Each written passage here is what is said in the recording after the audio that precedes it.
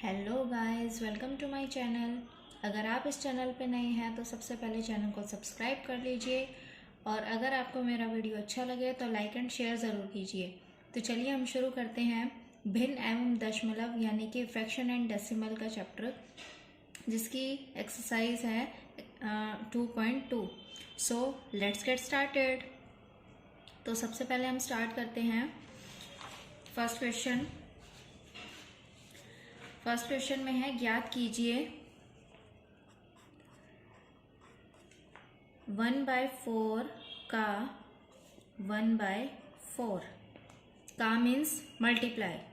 This implies 1/4 की हमें किससे मल्टीप्लाई करनी है? 1/4 से। तो हमारे पास क्या आएगा? 1 की 1 से मल्टीप्लाई करेंगे 1, ऊपर वाले की ऊपर वाले से मल्टीप्लाई, नीचे वाले की नीचे वाले से। 4 4 जा 16। ठीक है, तो ये हमारा हो गया 1/16 आंसर। तो नेक्स्ट है इसका बी पार्ट, 3/5 का 1/4। तो देखिए आप, 3/5 का 1/4 सेम इसी तरह से करेंगे, 3/5 मल्टीप्लाई बाय 1/4। तो क्या आएगा हमारे पास? 3 के 1 से मल्टीप्लाई करेंगे 3, 5 4 जा 20। तो ये हो गया इसका आंसर। नेक्स्ट है 4/3 मल्टीप्लाई 1/4। 4 से देखो 4 कट रहा है, तो आंसर क्या आ जाएगा हमारे पास? 1/3। नेक्स्ट है हमारे पास 2/9 का 1/7। अब आप देखिए ये नहीं कट रहा है इसमें, तो 2 के 1 से मल्टीप्लाई 2, 9 7 जा 63। नेक्स्ट है हमारे पास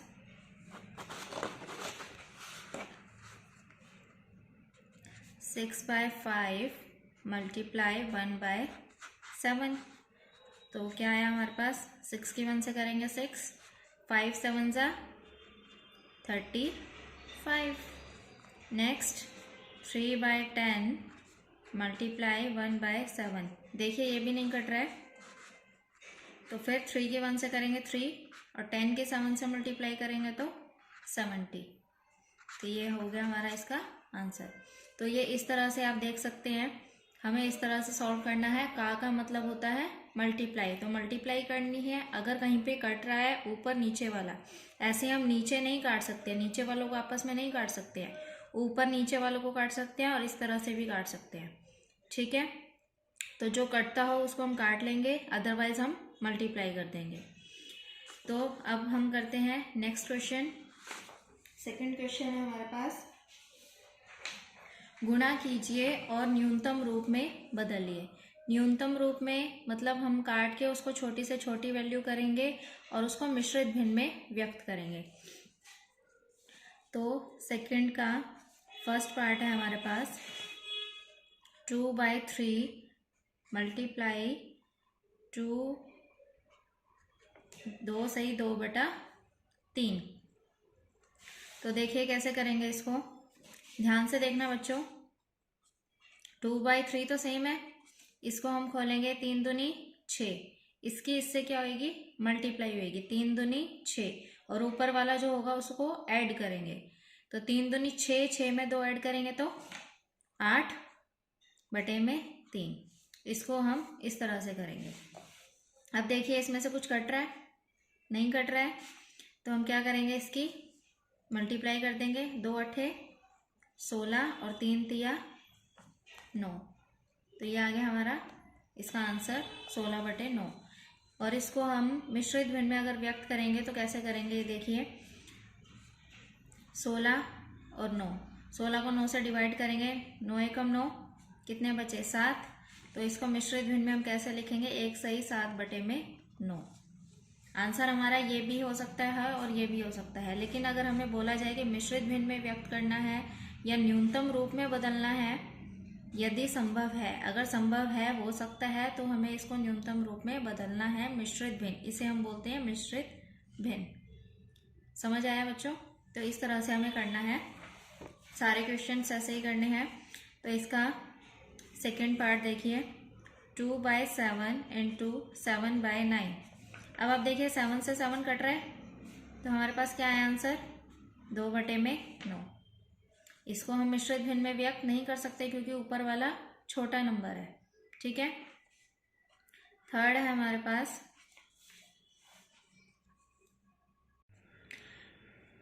3/8 इंटू 6/4। अब आप देखिए इसमें से कुछ कट रहा है या नहीं, बताओ बच्चों। देखो ये तो नहीं कट रहा है, लेकिन ये कट सकता है 2 पे और ये भी कट सकता है 2 पे। तो हम काटेंगे इसे, 2 तिया 6, 2 दूनी 4। अब देखिए अब कुछ कट रहा है, नहीं कट रहा, तो 3 तिया 9, 8 दूनी 16। ये हमारा क्या आ गया आंसर। इसको हम न्यूनतम रूप में नहीं बदल सकते क्योंकि ऊपर वैल्यू छोटी है। जब ऊपर की वैल्यू बड़ी हो तब हम उसको मिश्रित भिन्न में व्यक्त कर सकते हैं, जैसा कि हमने फर्स्ट में किया था। ऊपर वाला नंबर बड़ा था तो हमने इसको क्या किया, डिवाइड करके मिश्रित भिन्न में इसको व्यक्त कर लिया। अगला है हमारे पास 9/5 इंटू 3/5। अब देखिए इसमें कुछ कट रहा है, इसमें नहीं कट रहा है। देखिए 5 से तो कोई कट ही नहीं रही है वैल्यू, तो 9 तिया 27 और 5 25। अब देखिए ऊपर वाली वैल्यू बड़ी है तो हम इसको मिश्रित भिन्न में व्यक्त कर सकते हैं। 25 से कम 25, कितने बचे 2। इसको हम इस तरह से लिखेंगे, पहले ये फिर ये और फिर ये, तो 1 सही 2/25। समझ रहे हैं बच्चे,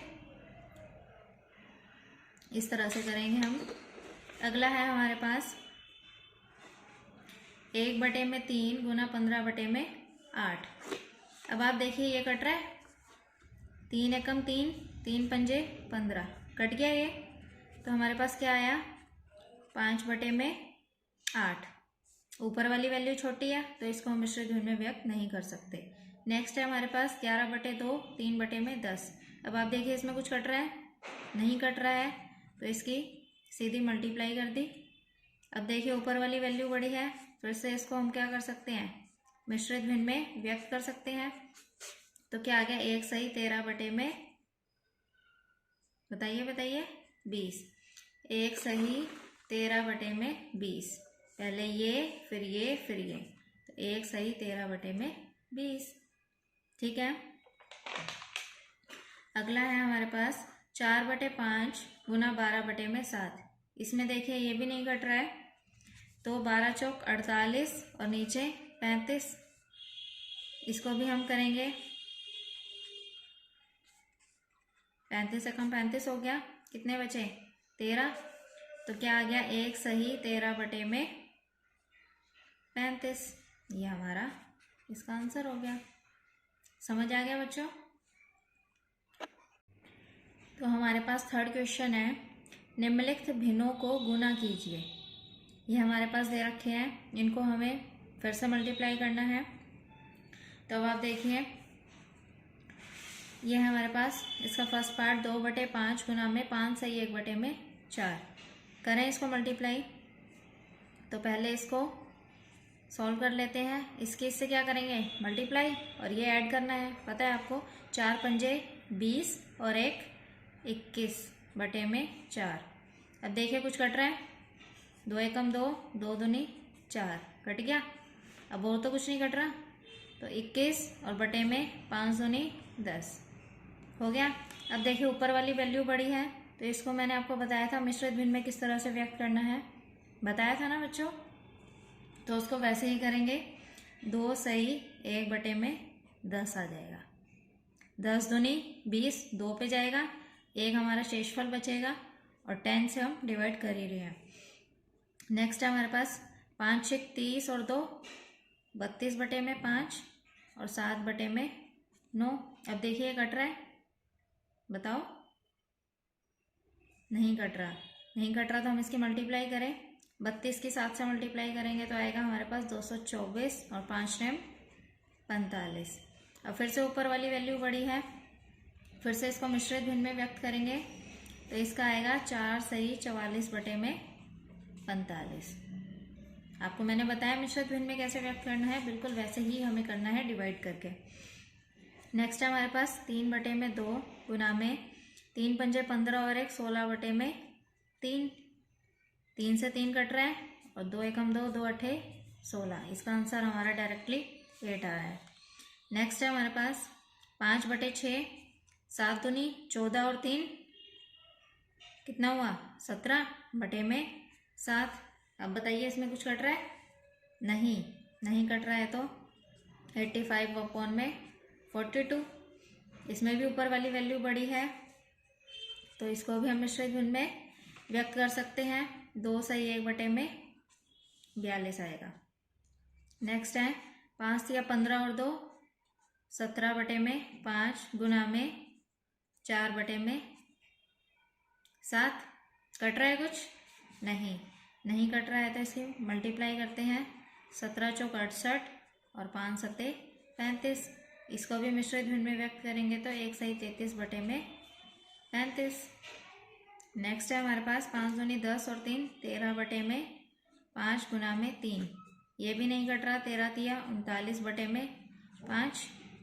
तो क्या आ गया हमारे पास 7 सही 4 बटे में 5। ठीक है बच्चों।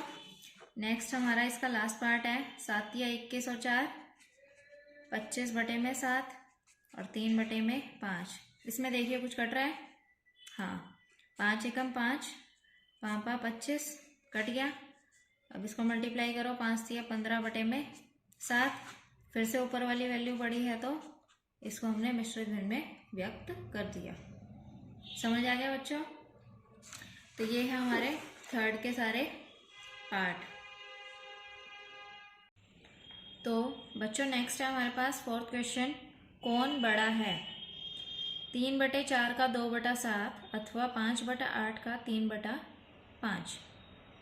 तो हमें इन दोनों में से बताना है, इसको सॉल्व करना है और फिर इसको सॉल्व करना है और चेक करना है इन दोनों में से कौन बड़ा है। इसी तरह से इसके सेकंड पार्ट में भी ऐसा ही करना है। तो चलिए हम स्टार्ट करते हैं फोर्थ का फर्स्ट पार्ट। तो देखिए 3/4 का 2/7। अब देखिए ये कट रहा है? नहीं कट रहा। तो क्या आ गया 3 दूनी 6 बटे में 4 सत्ते। कट रहा था, आपने बताया नहीं मेरे को। 2 एकम 2, 2 दूनी 4। कट रहा है ना? तो अब आप देखिए 3 की 1 से मल्टीप्लाई करेंगे, क्या आएगा हमारे पास 3 और 2 सत्ते 14 आ गया। इसका तो आ गया 3/14। अब हम इसको सॉल्व करते हैं। 5/8 गुना में 3 बटे में 5। अब आप इसमें बताइए, इसमें 5 से 5 कट रहा है, तो हमारे पास क्या आ गया 3 बटे में 8। अब बताइए इन दोनों में से बड़ा कौन सा है? अब आप देखिए इसमें 3/14 है, मतलब ये जो वैल्यू है 3 को हमें कितने पार्ट्स में डिवाइड करनी है? 14 पार्ट में। और इसमें करनी है हमें 3 बटे में 8 है, तो मतलब 3 को हमें 8 पार्ट्स में डिवाइड करना है। तो अब आप ये बताइए इनमें से बड़ा कौन सा है? इसके तो ज़्यादा पार्ट करेंगे तो छोटा छोटा बनेगा, और इसके इससे कम बन रहे हैं, तो इसका मतलब कौन सा बड़ा होएगा? ये वाला बड़ा होएगा। अच्छा, ये वाला बड़ा होगा तो साइन किसकी तरफ आएगा? आपको पता है जिसकी तरफ एक मगरमच्छ है, जो बड़ा पीस होता है ना मगरमच्छ, हमेशा उसी को ही जल्दी, उसके पास मान लो मगरमच्छ के सामने कोई 2 पीस पड़े हैं, ठीक है, और वो दोनों को खाने के लिए जा रहा है, लेकिन वो सोच रहा है कि पहले किसको खाऊं। तो हमेशा वो जो बड़ा पीस होता है तो मगरमच्छ हमेशा उसी की तरफ पहले जाता है। तो इन दोनों में से जो बड़ा है मगरमच्छ पहले उसी की तरफ अपना मुंह खोलेगा। तो ये बड़ा है तो उसने मुंह किसकी तरफ खोला? इसकी तरफ। ठीक है बच्चों, समझ आया? इसी तरह से हमारा इसका सेकंड पार्ट है 6/7 का 1/2। देखो कट रहा है, 2 तिया 6, तो क्या आया 3 बटे में 7। और इसको सॉल्व करेंगे तो 3/7 का 2 बटे में 3। 3 से 3 कट गया तो कितना है हमारे पास? 2 बटे में 7 आया। 2 बटे में 7। अब आप ये बताइए इनमें से कौन सा बड़ा है? सोचो सोचो, कौन सा बड़ा है इनमें से? 3/7 या 2/7? Any idea? तो मैं आपको बता दूं इनमें से बड़ा कौन सा है? बड़ा है जब नीचे का नंबर सेम है तो ऊपर का नंबर जो भी बड़ा होगा वही वैल्यू बड़ी होगी, मतलब 3 बड़ा है। अगर आपको फिर भी नहीं समझ आए तो आप इसको ऐसे डिवाइड करके देख सकते हैं। 3 यहाँ पे 7 है, ठीक है, तो इसको हम डिवाइड करेंगे, 0 पॉइंट लेंगे तो 7 चौक 28, 2। देखिए इसको हम इस तरह से डिवाइड कर रहे हैं तो 7 चौक 28, पॉइंट लिया ना हमने, यहाँ 0 लिया, तो अब यहाँ पे 2, फिर से 0, 7 दूनी 14, फिर 6, मतलब पॉइंट के बाद हम 2 डिजिट तक ले लें। और अगला हमारे पास है 2/7, ठीक है, इसको करो डिवाइड, 7 दूनी 14, 6, सॉरी यहाँ पर भी 0 पॉइंट लेकर ही आएगा, ठीक है। तो अब हम लेंगे 7 8 56। अब आप देख लीजिए इसमें से कौन सा बड़ा है, 0.42 बड़ा है या 0.28 बड़ा है? यही बड़ा है ना। तो जब नीचे की वैल्यू दोनों सेम हो तो ऊपर की वैल्यू देखी जाएगी कि इनमें से ऊपर की वैल्यू कौन सी बड़ी है। तो ये वाली बड़ी है, तो मगरमच्छ किसकी तरफ मुंह खोलेगा? इसकी तरफ। समझ आया बच्चों? ठीक है ना बच्चों।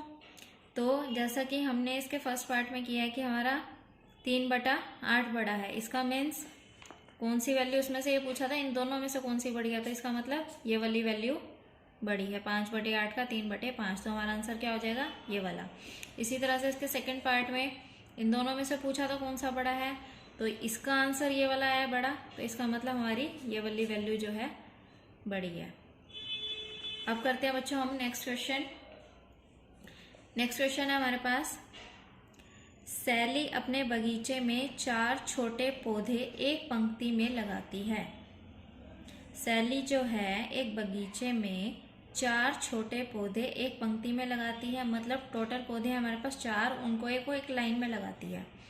2 क्रमागत छोटे पौधों के बीच की दूरी 3/4 मीटर है। मतलब हर 2 पौधों के बीच की दूरी कितनी है, उसने बोला है ना क्रमागत, 2 क्रमागत मतलब हर 2 पौधों के बीच की दूरी है 3/4 मीटर। तो हमें बताना है प्रथम एवं अंतिम पौधे के बीच की दूरी ज्ञात करनी है। अब आप देखिए हमने क्या करना है, हमारे पास है ये 5th क्वेश्चन। अब ये देखिए,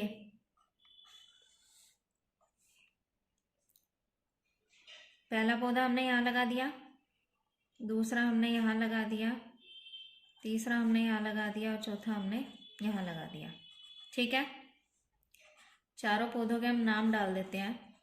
मैं सिर्फ आपको समझाने के लिए बता रही हूँ कि पहला पौधा ये, दूसरा ये, तीसरा ये और चौथा ये। हर पौधे के बीच की दूरी उन्होंने कितनी बताई है, 3/4 मीटर।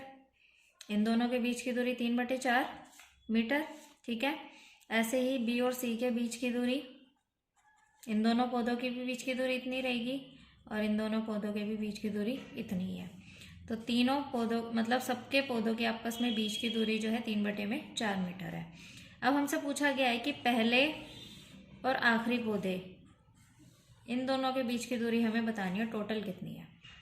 अब आप ये देखिए, ये 3/4, ये भी 3/4 और ये भी 3/4, या तो हम तीनों को जोड़ दें, 3/4 + 3/4 + 3/4, या तो हम तीनों को जोड़ दें तो हमारा आंसर आ जाएगा, या फिर हम 3/4 को 3 से मल्टीप्लाई कर दें, क्योंकि 3/4 कितनी बार है, 3 बार है, तो या तो हम इसकी 3 से मल्टीप्लाई कर दें तो हमारा आंसर आ जाएगा, या हम तीनों को जोड़ दें तो भी आ जाएगा।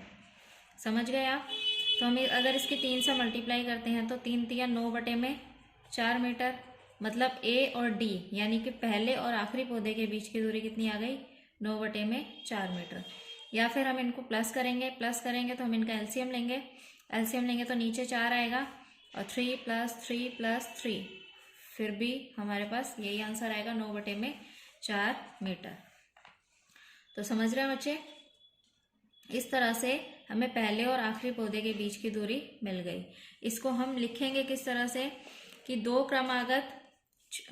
क्रमागत पौधों के बीच की दूरी है 3/4 मीटर। तो पहले और आखिरी पौधे के बीच की दूरी, ये डायग्राम आप इस तरह से शो करेंगे। तो पहले और आखिरी पौधे के बीच की दूरी, उसको ऐसे 3 से मल्टीप्लाई करके ये हमारा आंसर आ गया। या फिर आप इनको ऐड भी करके दिखा सकते हैं, कोई प्रॉब्लम नहीं है। समझ आया बच्चों? नेक्स्ट है हमारे पास 6th क्वेश्चन। देखिए इसको, 6th क्वेश्चन है हमारे पास।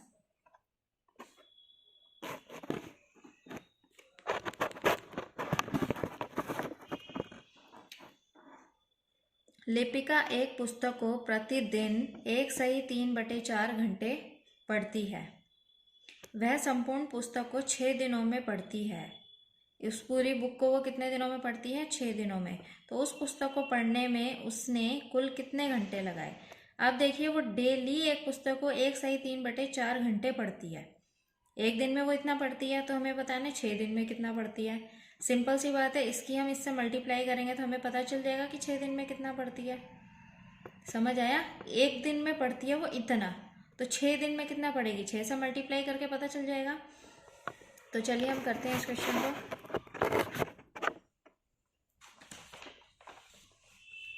1/3/4 घंटे वो पढ़ती है डेली। ठीक है, तो हमें क्या निकालना है? 6 दिन। 6 दिन में वो कितना पढ़ती है हमें वो बताना है। तो 1/3/4 को खोलो, 4 एकम 4 और 3 7/4 4 घंटे, 7/4 घंटे वो डेली पढ़ती है। तो 6 दिन में कितना पढ़ेगी? इसकी हम 6 से मल्टीप्लाई कर देंगे। 2 दूनी 4, 2 तिया 6।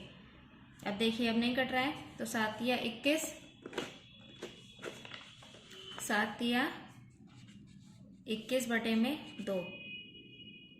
ये हमारा इतना घंटे आंसर आ गया। इसको आप मिश्रित भिन्न में भी व्यक्त कर सकते हैं। 21 को 2 से डिवाइड करेंगे तो क्या आ गया हमारे पास? 10 सही 1/2 घंटे। समझ आया बच्चों? डेली अगर कोई इतनी देर काम करता है, हमें पता है एक दिन में वो इतना काम कर रहा है, तो हमें 6 दिन में तो पता चलेगा ना। एक दिन का पता है तो 6 दिन का तो हम इजीली निकाल सकते हैं, सीधी 6 से मल्टीप्लाई करनी है। हम क्या लिखेंगे? लिपिका एक पुस्तक को प्रतिदिन पढ़ती है बराबर इतने घंटे। उसको सॉल्व करेंगे, 7/4 आ जाएगा। ठीक है, तो वो 6 दिनों में कितना पढ़ेगी? 6 से मल्टीप्लाई कर देंगे, 6 गुना में 7/4 घंटे, और इस तरह से हम इसको काट के और इस तरह से हम सॉल्व कर देंगे, तो हमारा आ गया 10 सही 1/2 घंटे। ठीक है बच्चों? तो अगला क्वेश्चन है हमारे पास, एक कार 1 लीटर पेट्रोल में 16 किलोमीटर दौड़ती है। एक कार है जो 1 लीटर पेट्रोल में कितना दौड़ती है? 16 किलोमीटर। तो हमें क्या निकालना है? 2 सही 3/4 लीटर पेट्रोल हमें दिया है, उसमें यह कार कुल कितनी दूरी तय करेगी? तो देखिए, ये 7वां क्वेश्चन है हमारे पास। 1 लीटर पेट्रोल में कार कितना दौड़ती है? 16 किलोमीटर। ठीक है, तो हमें दे रखा है 2 सही 3/4 लीटर पेट्रोल में कोई कार कितना दौड़ेगी, ये हमें निकालना है। ठीक है, तो इसको सॉल्व करो। 4 दूनी 8, 9 10, 11/4 लीटर। 11/4 लीटर पेट्रोल में वो कितना दौड़ेगी? तो क्या करेंगे हम? 11/4 को हम किससे मल्टीप्लाई कर देंगे? 16 से। जब हमें पता है कि 1 लीटर में इतना चलती है, तो इतने लीटर में कितना चलेगी? 16 से ही मल्टीप्लाई होएगी। 4 एकम 4, 4 चौक 16, मतलब कि 44 किलोमीटर। समझ आया बच्चों? 11/4 लीटर मल्टीप्लाई बाय 16, तो हमारे पास क्या आ गया? 44 किलोमीटर। वो जो है इतने लीटर पेट्रोल में गाड़ी कितनी चलेगी? 44 किलोमीटर। ठीक है, नेक्स्ट हमारे पास लास्ट क्वेश्चन है, 8th क्वेश्चन। वो देखिए, बक्सा, इसमें बक्से में हमें एक संख्या लिखनी है, ताकि 2/3 कि हम किस नंबर से मल्टीप्लाई करें कि हमारे पास आ जाए 10/30, और नेक्स्ट में है उसकी संख्या का न्यूनतम रूप हमें लिखना है। ठीक है, तो देखिए, करते हैं हम इसको स्टार्ट।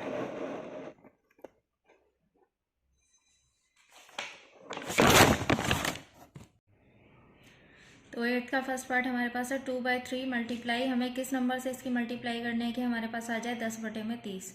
अब आप देखिए 2 की हम किससे मल्टीप्लाई करें कि हमारे पास 10 आ जाए। तो सीधी सी बात है, हमें पता है कि 2 पंजे 5 से मल्टीप्लाई करेंगे तो 10 आ जाएगा। ठीक है, तो 2 की 5 से मल्टीप्लाई करेंगे तो 10 आ जाएगा। और 3 को किससे मल्टीप्लाई करें कि 30 आ जाए, ये भी हमें पता है कि 3 की 10 से मल्टीप्लाई करने पर ही 30 आएगा। और फिर भी ना पता चले तो हम इस नंबर को इस नंबर से डिवाइड कर सकते हैं। 10 को 2 से डिवाइड करके देखें, 5 आ रहा है, इसका मतलब इसकी 5 से मल्टीप्लाई करनी पड़ेगी। इसी तरह से हम 30 की 3 से डिवाइड करके देख सकते हैं। 30 को हम 3 से डिवाइड करके देख सकते हैं, हमारे पास 10 आएगा। तो मतलब अगर हमें डायरेक्टली ना पता चले तो हम इसको इससे डिवाइड करके देख सकते हैं कि हमारे पास किस नंबर की हमें नीड है। ठीक है, तो 2 पंजे 10, 3 की 10 से करेंगे तो 30 आ जाएगा। अब इसके सेकंड पार्ट में बोला इसका न्यूनतम रूप बताइए। न्यूनतम रूप हम कैसे बता सकते हैं, 5/10 है, 5/10 का देखिए इसका न्यूनतम रूप हम कैसे बताएं, इसको काट के 5 एकम 5, 5 दूनी 10। तो इसको हम काट के देख सकते हैं, 5/10 को काट के 1/2, इसका न्यूनतम रूप हमारे पास क्या आ गया, 1/2। अब इसका नेक्स्ट है 3/5 की हम किससे मल्टीप्लाई करेंगे, 24/75 आ जाए। ठीक है, तो आप सीधा देखें 3 अट्ठे 24 होता है, पता है आपको, वरना आप इसको इससे डिवाइड भी करके देख सकते हैं कि 24 की अगर हम 3 से डिवाइड करें तो 3 अट्ठे 24, 8 आ रहा है। तो इस तरह से हमने इसको देख लिया। तो 3 अट्ठे 24 और 5 की हम कितने से मल्टीप्लाई करेंगे, 75 आ जाए। बताओ, 15 पंजे 75 होता है। तो ऐसे, वरना हम इसको इससे भी डिवाइड करके देख सकते हैं। अब आप देखिए इसका न्यूनतम रूप है नेक्स्ट, तो ये कट रहा है आपस में, ये नहीं कट रहा, तो इसका न्यूनतम रूप यही रहेगा, 8/15। तो बच्चों मैं आशा करती हूँ आपको बहुत अच्छे से समझ आ गई होगी एक्सरसाइज 2.2। तो प्लीज़ आप मेरे चैनल को सब्सक्राइब कीजिए और शेयर ज़रूर कीजिए। And thanks for watching.